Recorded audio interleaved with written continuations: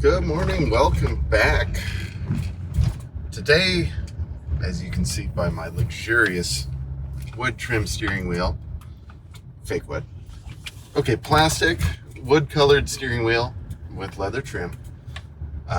We are in the 2008 Sienna Limited with the lovely TPMS sensor light on. I don't know if we have a small leak in one of these tires or not. But the car does need an oil change and a bath. So I'm going to take it for the bath first, and then run it for an oil change, and have them just look the car over, make sure everything's cool, and I will report back later here at the car wash. So this will be fun. This place is cool because they usually will kind of spray down the car with some soapy solution. In this case, the car's covered in tree sap, so he's going to give a little extra brushing, which is nice. Oh yeah.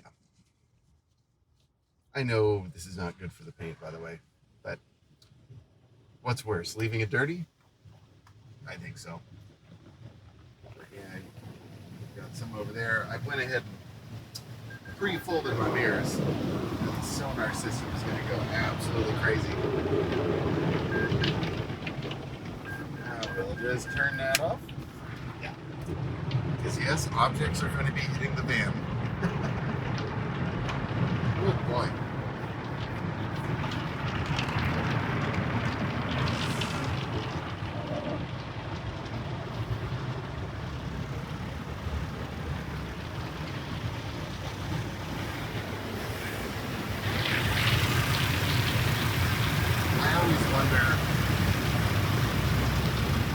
Part of the van is going to get torn off every time I do this.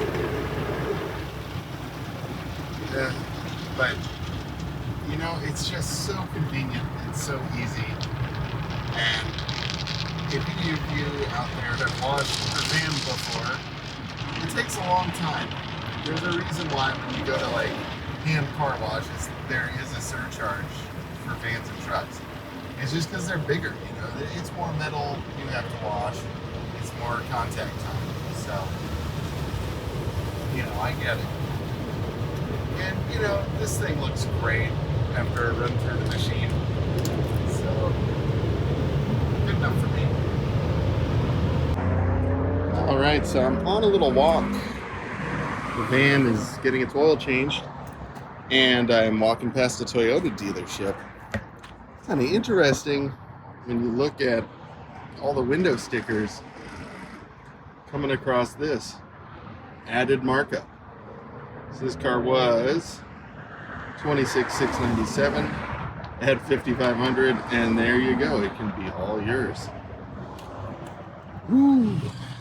Over here, this lovely plug-in hybrid, and these kind of interest me. For my next purchase. And look, they're adding a $7,500 markup. Man, that's rough. I mean, I understand cars are scarce. I mean, look at this lot. Hardly any cars. This used to be full all the time. And I mean full. So, I guess whatever cars they can get, they want to get a premium for them. Because good luck finding a car anywhere else. $7,500 markup on this little Corolla hatch. It's kind of a funny looking car. But it looks just like the CT200, the Lexus. So I would get the Lexus. Of course, I can't imagine what the markup is on that. Now, let's see what this Big Daddy Tundra V8. Oh man, 46 grand. I mean, even at 39,000, it's a pretty expensive truck. But man, that's rough. It's no joke, folks. My friend Jeremy told me he experienced this with a $4,000 markup. Try 7,500. This actually reminds me of when the Toyota Prius came out. And, back in 04, 05, and people were just losing their minds, to get those. Well, actually, those are third gen. So, I mean, second gen Prius.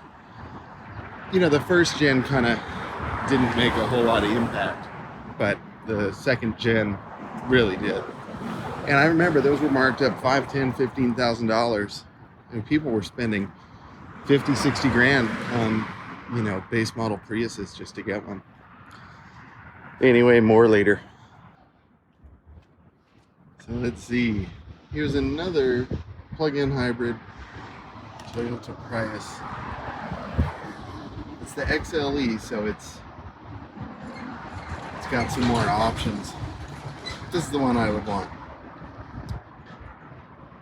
$39,497. $40,000 for this little. Can keep it family friendly. But man, I would not pay 40 grand for that. I mean, I think 30 grand is a bit excessive, honestly, but at least that's like within the scope of reason for the price of new cars. $40,000. I mean, with tax, I mean, you're probably looking at $700, $800 a month car payment. You know, if you come in with zero down for a Prius. I mean, I'm trying to think about like the used Corvette I could get for that kind of money. You know, like a Z06, some fire-breathing monster. Or you could get a Prius. I mean, truthfully, at this point in my life, I have way more use for the Prius, but I would much rather have the Corvette. Even though I would much rather use the Prius. Does that make sense? Probably not. That's okay. So this place has cheaper used cars. And it's kind of interesting. As I was walking by, I saw this, a 2011 Mini Cooper for $10,995 with 115,000 miles. Ooh, no such thing as a cheap Mini Cooper. And at that kind of money, I don't know. I mean, it's good to see that there are cars. Here's $13,995. Oh, that's for the Mirai. That's kind of cool. If you don't mind the whole hydrogen thing. Or how about a second-hand, third, fourth, fifth-hand Maserati for $47,000? What's the worst thing that could happen? Now, I always wanted one of these 2010 S-Class, $17,995. I'm sure that's a disaster. $15,999 for a 2014 Cadillac. That's kind of cool. But I just can't help but wonder, even those more affordable cars, how much would they have been, you know, even a year ago, before car prices got all crazy. I just don't know. Again, I understand it's just a whole issue of supply and demand, and we have low supply right now, and of course demand is going to continue, which has been kind of surprising with so many people out of work. You wouldn't think anyone would want to buy a car. It's been quite the opposite. Just my observation. Anyway, more later. Here's another place that always kind of has some interesting cars. You can see there's a Nissan quad cab for like 20 grand. Probably would have been 14 last year. And the Equus, man. I'd love to get behind the wheel of one of those. Maybe you can see the dashboard is separating. That's kind of crazy. Yeah. Huh. Oh, look, a Beamer for 13 grand. It's the worst that can happen. Same story here.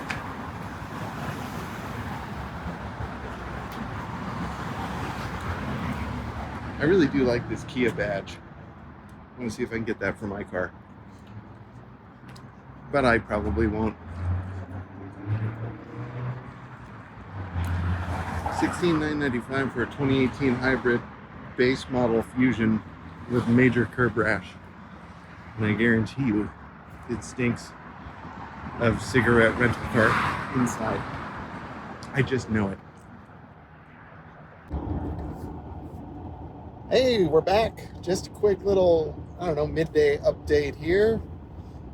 We're loaded up in the LS400, getting ready to head down to basically San Diego.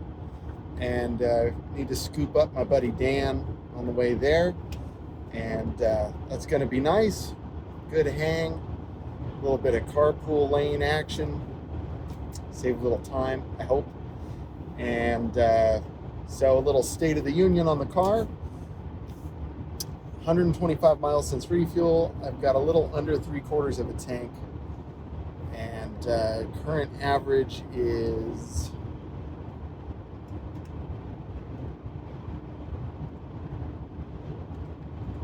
there we go, 22.1 miles per gallon.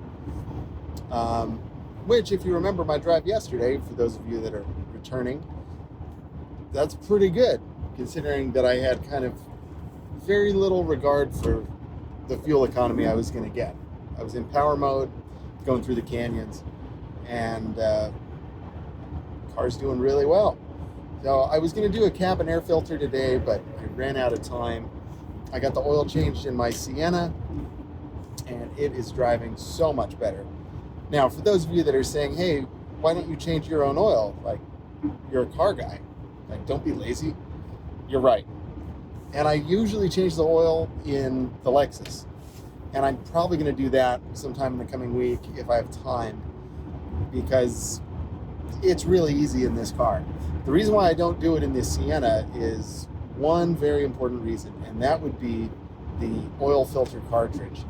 There's something about the design. It's kind of like a two-piece little canister, and the oil filter, what you end up doing is you just replace the element, which is, you know, less wasteful than most cars, which you're replacing like the whole thing, cartridge and element, you know, it's like one unit.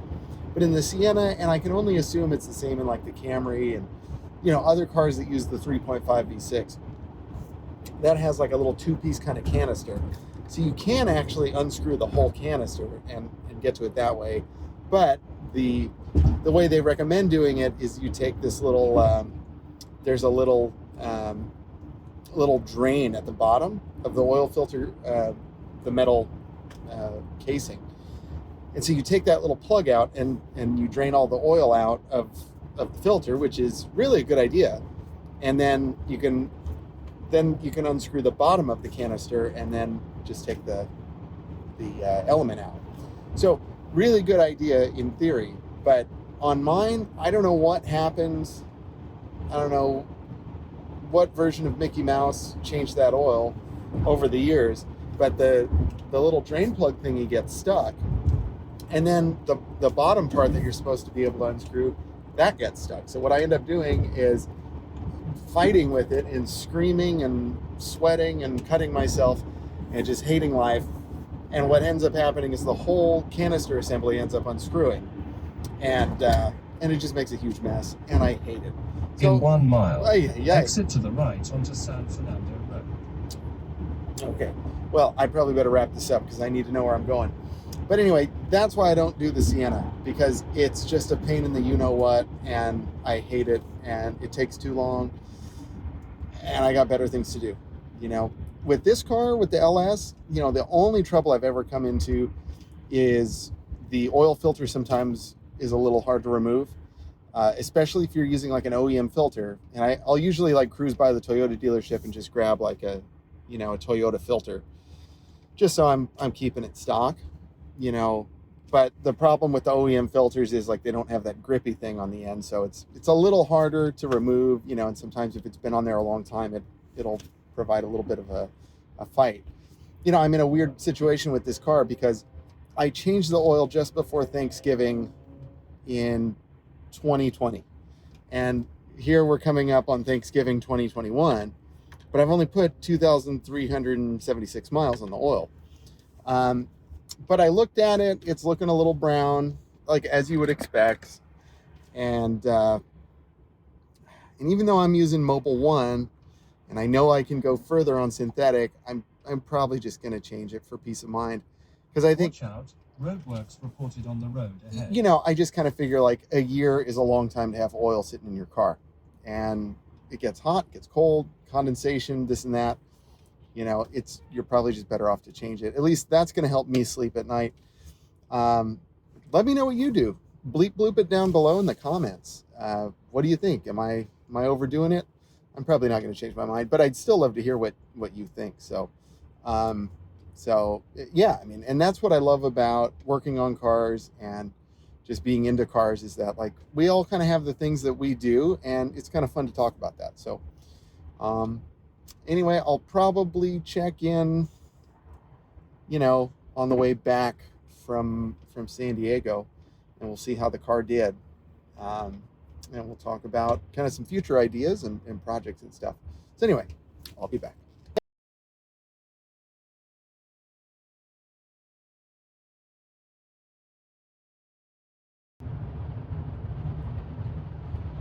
Welcome back. It's almost 11 o'clock at night. It's been a long day, but a good one. Had a long drive.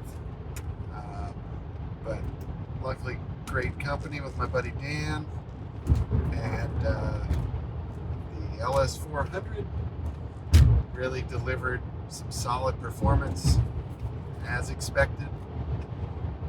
Very quiet, very smooth, very comfortable.